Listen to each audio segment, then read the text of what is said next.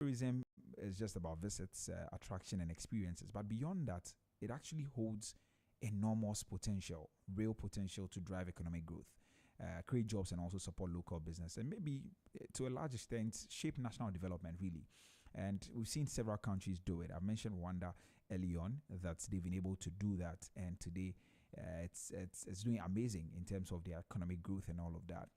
Now, our focus this morning is simple but very important. How can tourism move from being just an activity to becoming a true economic strategy for Ghana? And that's what we're talking about. My guest is a professor of tourism and marketing management. His name is Professor Gabriel Eshun, and he joins us over the phone lines for this conversation. Prof, good morning. Good morning, and hello to your audience as well. Hello. Yeah, thank you very. This is Nitrebi. Oh, this near. Yes. Okay. All right. Cheers. All right, Prof. Thanks so much for making time to join us this morning. We're really grateful. Great stuff. All right, so let's get into the conversation right about now. Now, usually people talk about tourism as a driver of economic growth. What does that really mean beyond people visiting attractions? Thank you very much, Nee, and it's nice to hear your voice again and what you are doing at that. Thank God you. bless you for that. Right. Amen. The thing that we always need to know about life itself is that an individual, from the Descartes rhetoric of just having your being and your being only, does not really hold in truism in terms of a person having a sense of personhood, right? We are all existing because of the way in which we can find ourselves in others. Tourism, therefore, is a platform where we can exchange that positive energy of interaction. So by experiencing nature and experiencing people, we're able to get a better sense of ourselves as individuals. If not, then we become robotic in the way we think and we live. And lifestyle lived in positive energy is a cardinal stuff, not just for the individual entity, but for the ecosystem or the community in which the individual finds himself or herself. And that is why tourism is very important, because just as we need to put in fuel in cars and machines to get them working and get them oiled and all that, tourism is the oil of the human soul, which enables us to rejuvenate and get on with our momentum for life. Hello, Prof. Hello, can you hear me? Yes, I can hear you. Yes. Right. Now, so I'm looking at it in terms of driving economic growth. Really, what does that mean? Life. That's why I was taking it from there. For the economy to really be vibrant, to be sustainable, and all that, it is based on the resources that are in the society or the system. Right. Humans are the engine of economic growth, isn't it? And economic development. Yeah. And when those humans have not got the right energy, the right mindset, the right passion and vision, and even mission, then the kind of even economic development that we are looking for will not be the one that serves us, but can serve an external, purpose. Right. So we need to be able to really get to know tourism not just as a pecuniary endeavor, but something that enables us to find ourselves as human beings, standing in our own somebodyness, standing in our own consciousness and our awareness.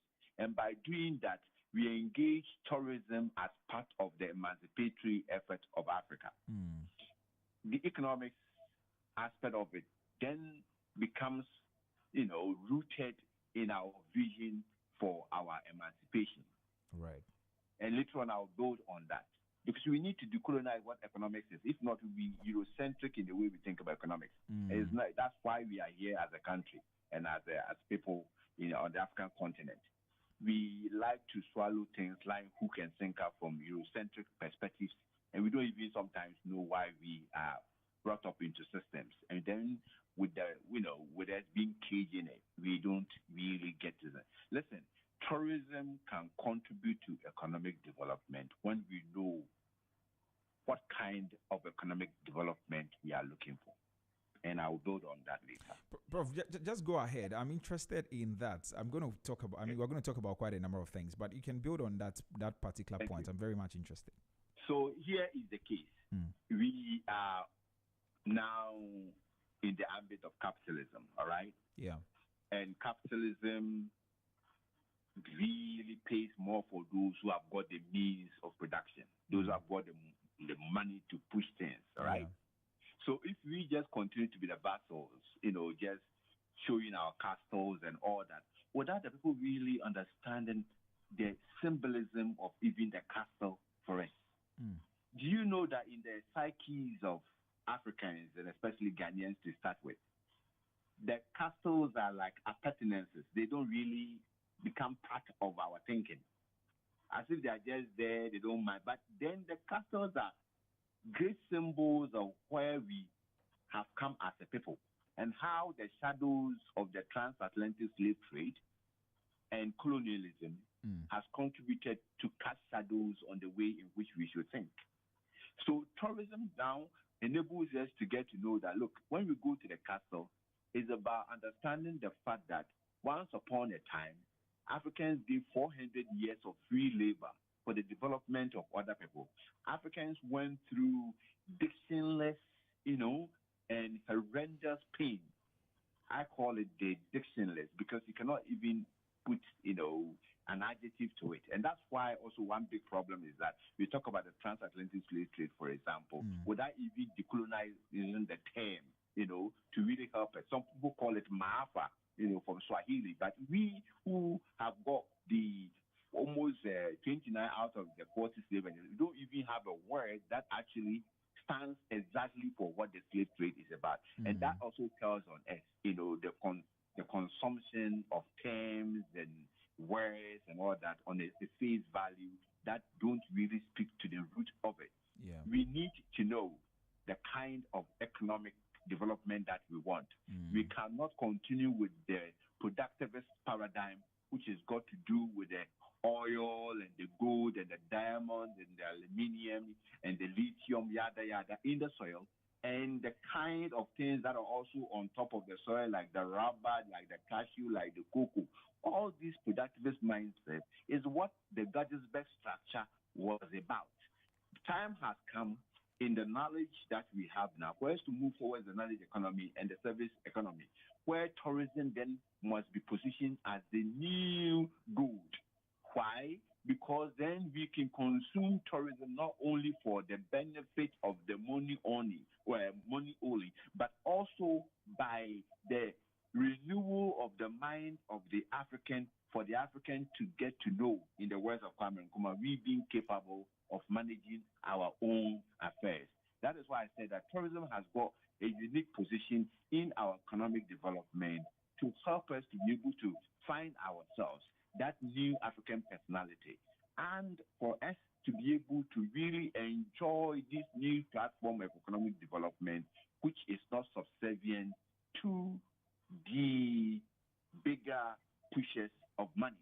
And even in that, there are some elements, that nuances that I think later on in our conversation I can bring it on board. But before I drop on this very point, I would like to also highlight the point that a great job is then now being done with the reparations, which is going to be tailored today, at the UN, General Assembly. Yeah. And the big stuff we need to know is that it's a step in the right direction. It has delayed, but it's a step in the right direction. That goes to show palpably that Ghana is at the forefront of Pan-Africanism and the dignity and the liberty and the prosperity of the black race. This black consciousness is what tourism is about. And it should reflect in our curriculum to help us to even be able to see economic development, not just as we being partakers of it and creating our own subjugation, but we participating in it with the awareness for delivering ourselves from the hands of the hegemonic structures in capitalism. I see. So, Prof, I get your point very well. What you're saying is that um, when we talk about economics in terms of, I mean, the capitalist approach, it is focused on raw materials like the gold, oil, and all of that. But you think that we have a gold mine, let me call it, in tourism. Is that what you're saying? That's it. That's it. And not only tourism, we have a great opportunity for service as Africans. Okay? And we must be able to capitalize on that aspect as well without having this, rather stubborn mindset, which of course is part of the mind which has not yet decolonized, that everything in the soil and on top of it is our way to economic salvation. Okay? But that is not the case. Right. We must be able to think beyond that cage that Gettysburg built. Okay? We must break it to see how do we use the resources that we have in a way to create our own liberty, dignity, and prosperity. That's what I'm hitting at. I see. And so, yes, so of course, tourism holds enormous potential. Now, but if we all know that we live in a globalized world, so can we disassociate ourselves from the realities on the ground now in terms of the things you're talking about the oil, the gold, and the cocoa, and all of that? Can we disassociate ourselves from that and focus on tourism alone? All right, we are in a global village, they say. Okay, is Africa on the UN Security Council? No. All right. What is the main job of IMF, World Bank, and all that for true African development? What is South Africa suffering for joining the BRICS? These are clear discussions that we need to have, that Africa, anytime Africa is seeking to have its own dignity, liberty, and prosperity, there are always, kinks, that are placed in the pipes of Africa's sovereignty, all right? And the point is that although we are aware that we are of the human race and we are part of the world, we have always been part of the world. Remember, the whole human race came out of Africa, all right?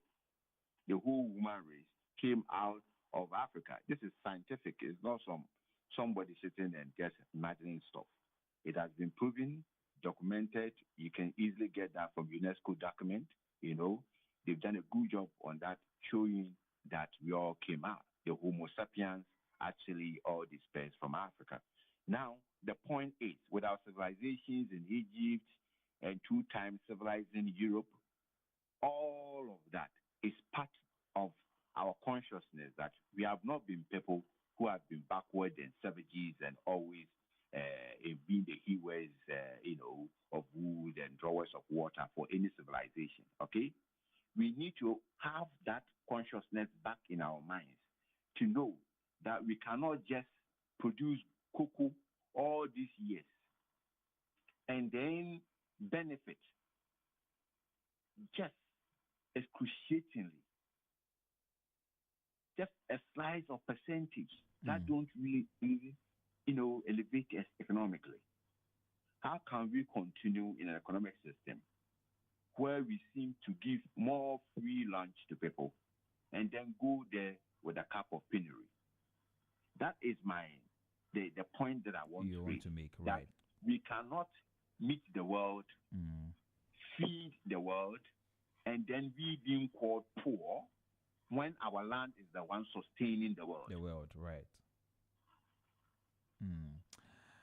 I get it. I think I get it now. Now, and that's a very compelling perspective, honestly.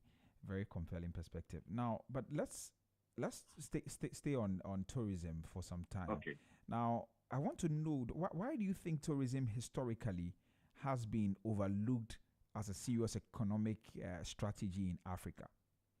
Is it a perception problem? Is it a policy problem, or both? It's the same thing I've been talking about. Maybe my language. I've got a very funny way of speaking sometimes. That's why. What I'm trying to say is that we have been cloned in the Gettysburg structure to think that what is in the soil, what is on top of it, is our source of economic salvation. And because we are so much concerned with gold, cocoa, and all that, we overlook the alternative aspect to our development, other ways of developing ourselves. You get it? And that is why, if you go into the university and all that, it's just about 20 years ago that tourism became a big thing, all right? But even in Kuma with his fairs and development plan and all that, he was thinking about this ambassador hotel and all that. He was thinking outside the box, you see? And we are not even doing bad. We have got Panafest, all right? We have got Emancipation Day. We have got the Year of Return. We have got beyond the Year of Return, beyond the return. Then we've got also the Black Star experience now. Now, like I hinted, the reparations stuff at the UN, all these things go to show that Ghana is at the forefront of the route travel in Africa, or the black pilgrimage, travel in Africa, and we are not doing bad in that. Okay. Only that we must be able to consolidate what we have. Now, look at this. The refurbished Kwame Nkrumah Memorial Park, okay, yeah, became the #1 tourism site in the country last year. Imagine if we are able to get W.E.B. Du Bois Memorial Park to join, and be able to also get some investment into George Padmore, okay? These 3 areas alone are enough to position Accra as the mecca of Pan-Africanism. In fact, Malcolm X already in his trip to Ghana said that Ghana is the fountainhead of what? Pan-Africanism. Yeah. Okay? So I'm saying that, yes, nobody is saying that we should neglect cocoa, all right? Nobody is saying that we should neglect rubber, cashew. What I'm saying is that we are overly fixated on those ones. And it has not helped us since independence, isn't it? So the onus is on us to diversify the economy. The economy, right. And to diversify it, I being a tourism person, I see great potential. And I think, in the course of our discussion I think maybe touch on that. Yes. You may be asking some specific questions that I'll be able. Yes. We have stupendous, natural, cultural, historical, spiritual resources in the country that we can use it to position Ghana, gastronomic, I can't even forget that, Yeah. That we can use to position Ghana as the most preferred tourism destination in Africa. The tremendous, for example, let me just give that. When tourism feeds on creativity, imagine when Barack Obama, in 2008, when he went to the People's Castle, right? There's a particular place that he stood and gave a speech. Imagine if we creatively have come out with a way where there may be podium or something, somebody stands and sees something when they go there. As bad as history may be, it is always possible to overcome. Okay? Yeah. You don't just see bricks and mortar and all that. You think that is tourism. Whoa, tourism feeds on the creative sector, and when we do not tap into the creative energies of the nation, then we may be competing with the minnows that don't really have what we have, but because they've been able to get into the book set of the actual and potential visitors.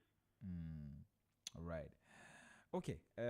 Yes. So it is established that tourism actually holds enormous potential in this, not just in this country, I mean, across the African continent. Prof, if we were to measure the real impact of tourism on a country, what indicators should we be looking at? Is it GDP contribution? Is it jobs? Is it foreign exchange or something deeper? I would just go for jobs, jobs, because when people have got something to do, all right, it helps to maintain peace in the entity, in the society, the community. So I'm always very happy about the potential of tourism to create jobs. The statistics keep changing that out of every 11 jobs, there's one created by tourism. Some say 15, there's one. It keeps changing. But one thing that I know as a public intellectual is that statistics have got its place in discussions, but positive influence is what actually make the statistics to be felt in the daily lives of the people. So we need to be able to really look at how do we really make tourism to impact, especially at the local community level. Remember, there's something called leaking in economics and leaking in tourism. And let me spell the leaking before somebody has a stupid mindset on that. Leaking, right? Yeah. That is, for example, people coming to build big tourism facilities, okay? Yeah. And the FDIs now then take the money back into their parent companies and home countries. Yeah, and because of that, the local people don't benefit from it. A research done by Akama et al. In Kenya, for example, shows that only 1 to 2% of the tourism benefit accrue to local communities in not any other place, but in Missouri. When they say Missouri, it's Gikuyu, meaning the elder, a place like Kenya. And Kenya is one of the tourism hubs in the country, in Africa, isn't it? Yeah. And so I'm always thinking Africa as a country. I never said country. Now, so this is the beauty.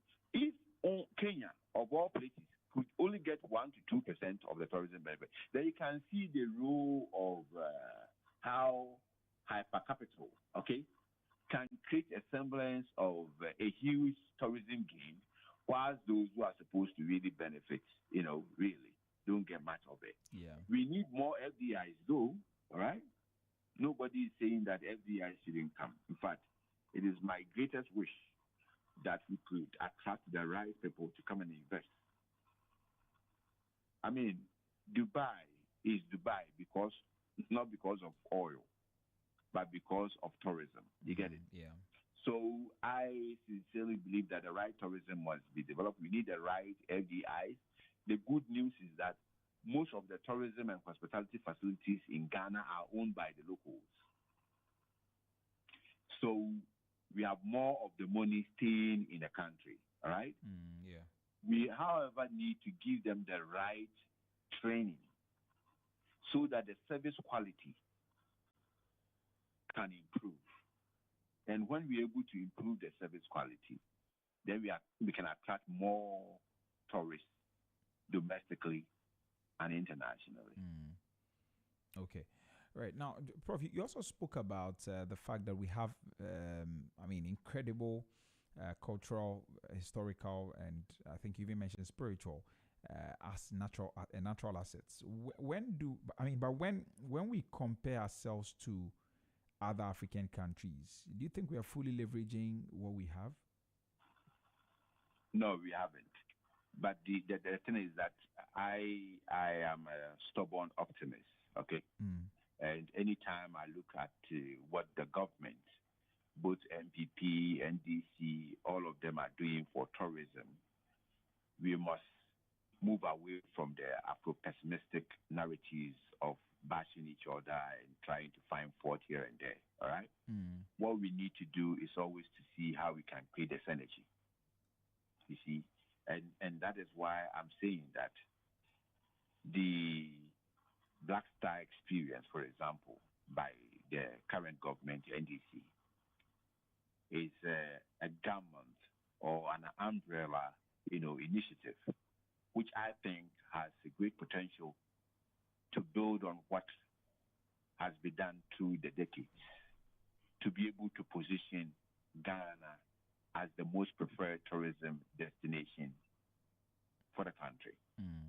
We are almost hitting $5 billion US, in terms of the revenue for the country and the 2 million arrivals, international arrivals. These statistics can be achieved, but we need to be able to really get to know what kind of competitive edge that we have, right, and how we can make the competitive edge sustainable. For example, Kente has become a global symbol of Africanness. Just our Kente, okay? Good enough, our high life has now gotten the right, international attention, has been originating from the country. Our gastronomic resources and heritage is here with us, the fufu, the jollof, the pepper and all that. They are here. They've not gone. I check it. They've not gone anywhere. They are here with us, all right? So it is a matter of coming out with a novel idea. I remember when I was at KNUST, I came out with the KNUST Food Festival, which I was doing under a course that I called agro-tourism.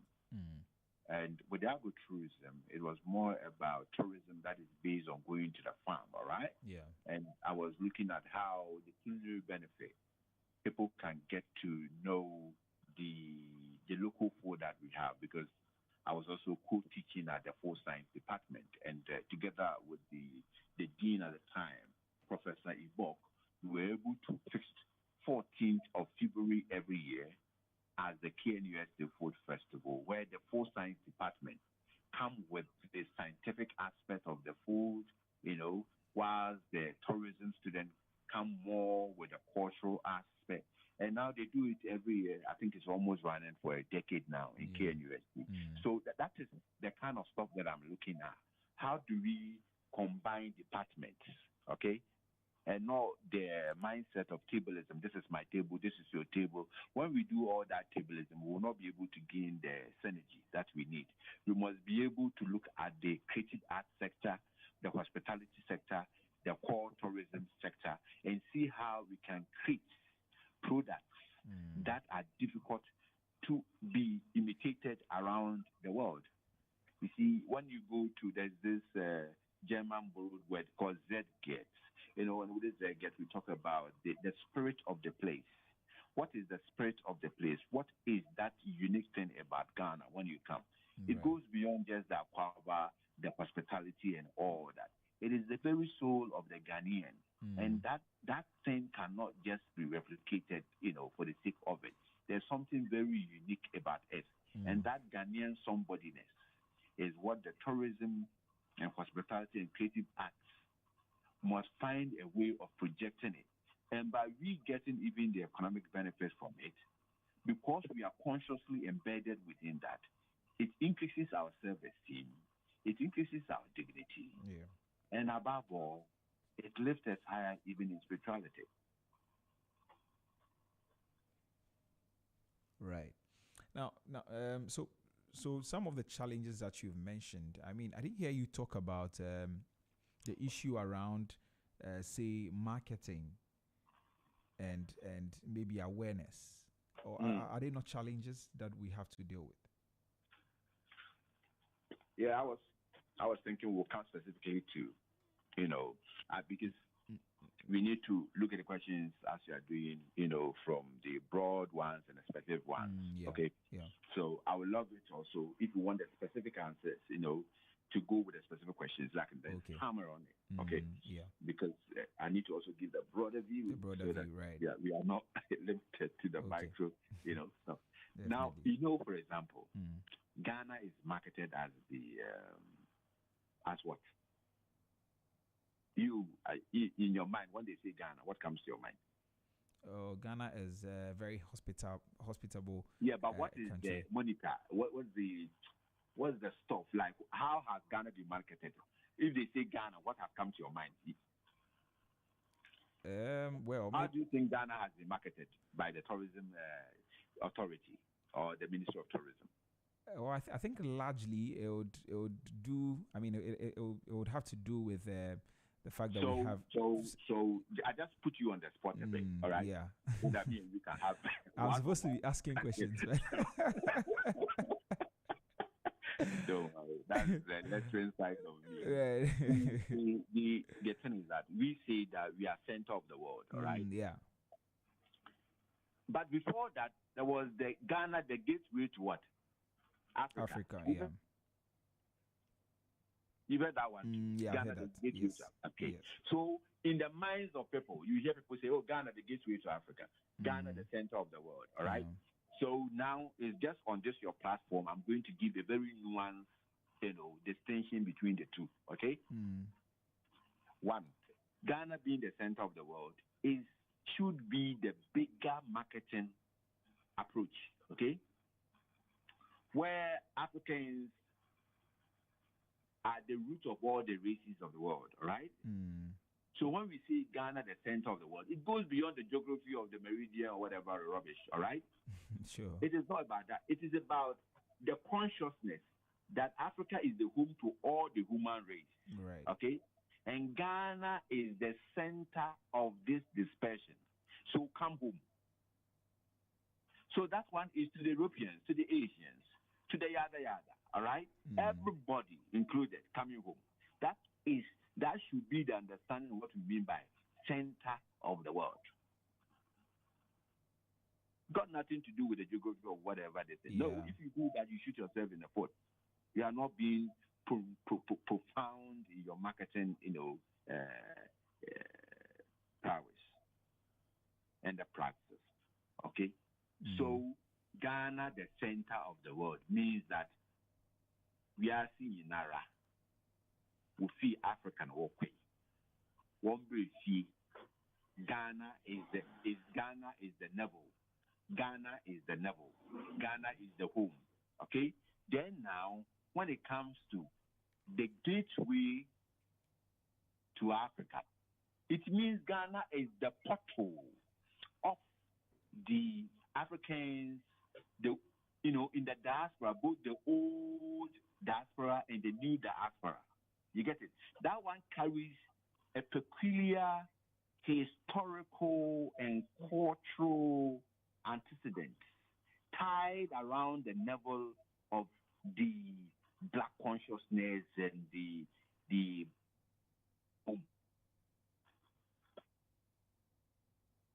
Hello, Prof.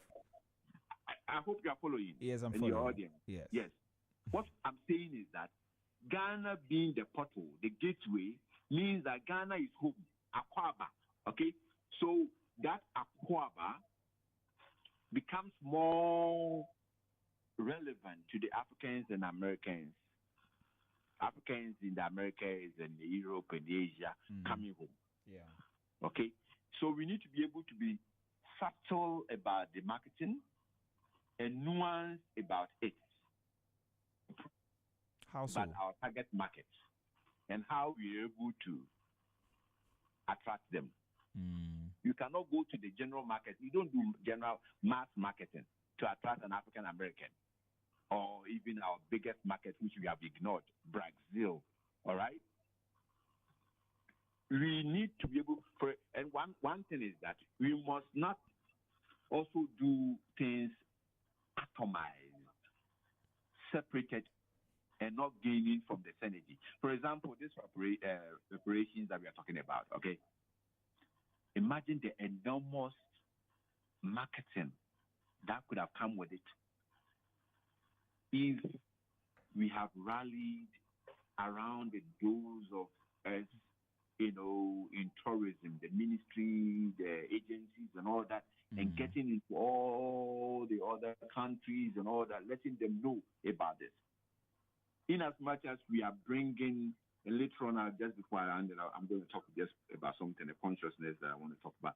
But it's about bringing the people to get to know that, there's a place called Ghana. And that country is championing their operations. And the reparations itself is based on what W.E. Du Bois talked about as the dual consciousness, which is the Africans in the diaspora, part of them feel part of what, but there's some African in them Mm. that they also still feel part of the continental Africa or the mainland. All right. Yeah.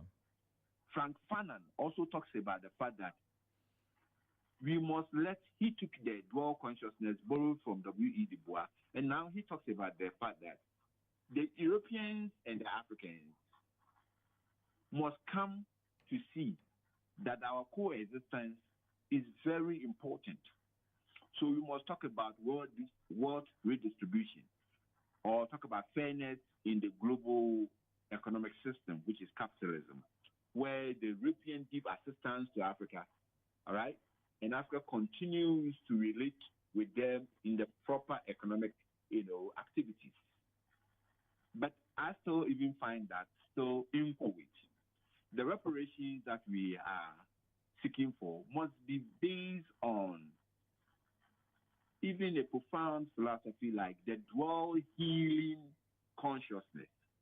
And the consciousness is more about the fact that we Africans must heal from the pain of the Maafa, the transatlantic slave trade.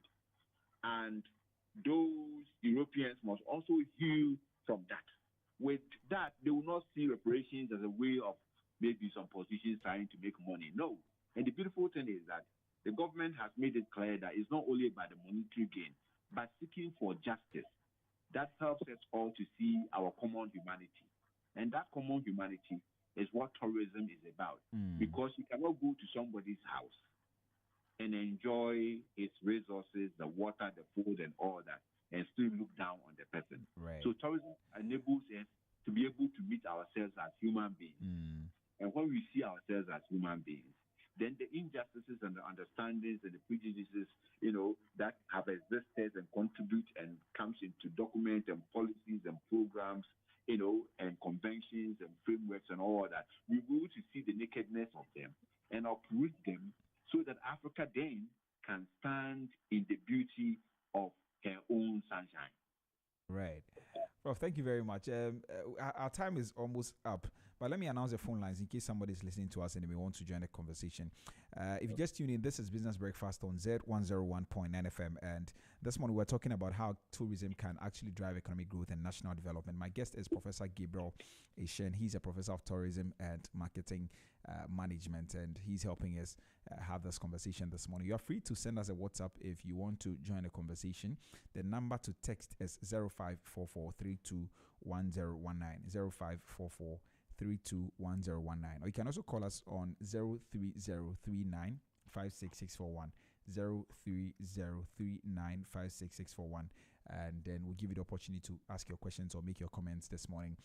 We're streaming live on Facebook at ZFMGH and on YouTube at Z Multimedia. Please drop a comment there and we'll read them for you as well. All right, Prof, let's continue. Now, let's talk about the ripple effect. So how does tourism create value across different sectors of the economy? Beautiful. So let me just give the example of from agro-tourism, okay? Imagine cocoa, all right? They do the beans, but then somebody gets into the cocoa farm to just see how cocoa is being cultivated. They partake in the pod, cracking, the drying of the cocoa, the transport of the cocoa. Then they get into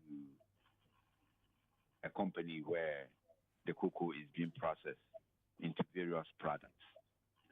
Can you see how the value chain is creating jobs all along for the country, from the tourism side and also for the country gaining from the production, the cultivation of the cocoa to it becoming a chocolate.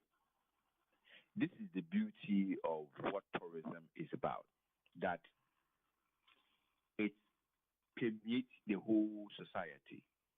A hotel situated, let me use Kempinski, all right, or Movenpick, or any of the hotels, all right. See the number of people they employ. See how they buy from from people, the supplies that they get. So maybe, for example, if you use the Porter's 5 forces, all right, Mm. You get to know that, oh, well, this is where they are getting their supplies.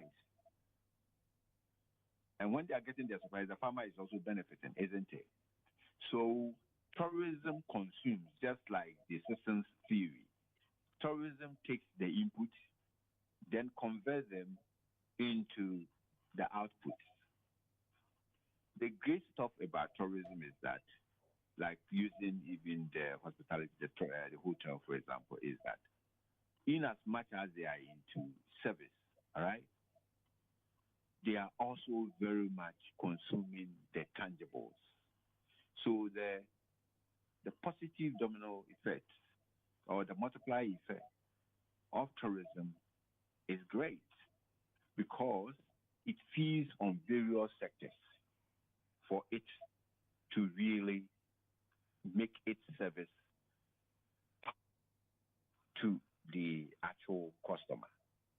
And that is why we are saying that based on the positive multiplier effect of tourism, why don't we encourage more of it? Because the positive externalities of it is huge. And it can only be huge when we are able to think about novel products. For example, if you have a green passport initiative, for example, where people who go to tourism places that are using less of water, less of energy, from electricity and all, they're coming out with green initiatives. Then, for example, GTA can say that if you patronize these institutions that are environmentally conscious, you are able to get some incentives on your next travel. You get it? Or, for Mm. example, if you buy artifacts and you have non-fungible token, and by non-fungible token, I'm talking about the fact that there will be a little story. For example, me created this artifact, okay? Yeah. Then me will have maybe three paragraphs of what that artifact really means, okay? Imagine if somebody buys that artifact. He's got a story to it, isn't it? Yeah. That he can tell others. And before long, they are trooping to Ni because Ni's artifact carries a story. That non-fungible token is something that we need to also initiate. We need to be able to also get something like I can call the Aquaba app, you know, which may have even a cultural translator, letting us know some of the greetings in Ghana, Ebe, Akan, Chi, Fancy, you name it, Tabani, and all that, to help localize the experience. Okay? This app will also be a one stop thing that enables you to get to know about forests, areas to have better Ghanaian meals and what have you. And I think I hinted earlier about the fact that we need the Pan African Trail Mm. based on the Ghana's, huge contribution. Now with even the operations that we are doing, there's a lot that we have now that we can add on to the Pan Affairs, the Emancipation Day, the Year of Return, Beyond the Return, and with the palpable edifices of Kwame Nkrumah Memorial Park, the W.E.B. Du Bois, and the George Padmore, just to just mention a few. And you also are aware that if you link that one up to the castles, and the stories on the castles will not just end at the Christianborg or the Usu Castle, the Cape Coast in Elmina. We have Mm. others in Cheta, others in the Nzama area, Western region, all that. We need to be able to commoditize all that in a way that does not really come across, are just money making endeavors. We have the burial place of Wilhelm Amon Mm. in Shama, for example. And Wilhelm Amon is one of the Pan Africanists because he's the first African to have gained PhD from Europe. The first African, he's a Ghanaian. He's buried over there, and his contributions to African knowledge that was contrasting David Hume, Immanuel Kant, and all Yeah. those who are positioning, the issue of rationality as something in the domain of Europeans. He is there. So we Mm. must be able to conceptualize all these things and come out with a creative Pan-African trail that enables people to see Ghana as Right. the mecca of Pan-Africanism. Right. Then we need to have the heritage trail, which will take us to places like Kakum, no, to Kumasi, where we can see where Boom Ray, for example, okay, to see Adam Kumasi and all those places, to see how the kente is being produced. The whole Kumasi is a cultural hub, and we've not been able to project it, in a way that is palpable. We need to position Kumasi very well. And with that, with these days, even the focus on Fugu, for example, imagine if you have the heritage trail right down from Volta region, looking at how an eastern region, looking at how beads are being made right up to Kumasi and to the northern part. This is the beautiful stuff that we have to do. Then we need to also focus on the community-based tourism initiatives.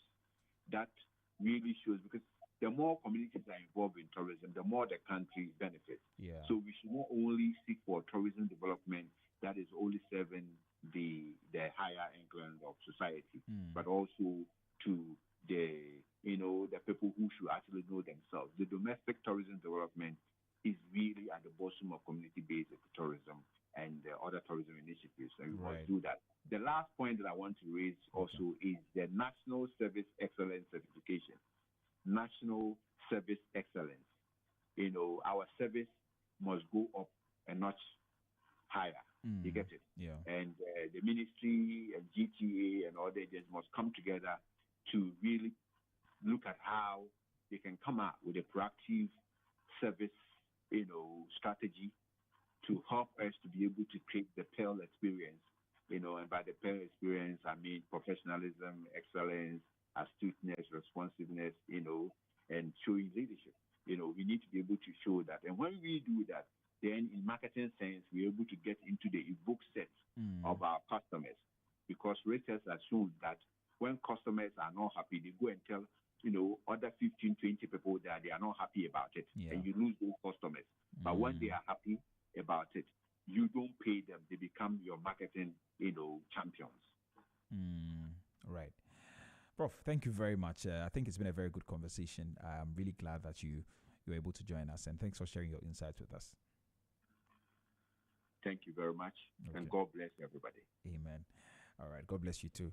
Well, so that was Professor Gabriel Eshun. He is tourism. He's a professor of tourism and also marketing management, and he joined us this morning talking about the enormous potential of tourism for economic growth and national development. And he's made a lot of points. If you follow through the conversation, you've heard him talk about how it can create jobs, build national pride, and all of that. And so, from this conversation, I want to let you know that think about this the next time you plan a trip, festival, or even a weekend. That tourism is not just for fun; it's actually a strategic tool that can generate jobs, that can create jobs, generate income, and also build national pride. And so that's how we wrap up today on the Business Breakfast on Z. Special thanks to our guest, Professor Gabriel Eshun, and also to you for listening to us right from 6:15 up until now. We are so grateful. We are back again tomorrow. Tomorrow is Thursday, and we're back again with a Thursday edition of the Business Breakfast on Z. Until then, please take care of yourself. And my name is Nitra B. Hammond. I'll see you tomorrow. Bye-bye. When you think Ghana, think Z. Up next is The Brighter Side with Jeremy Okoriamwako. Bye-bye. See you tomorrow.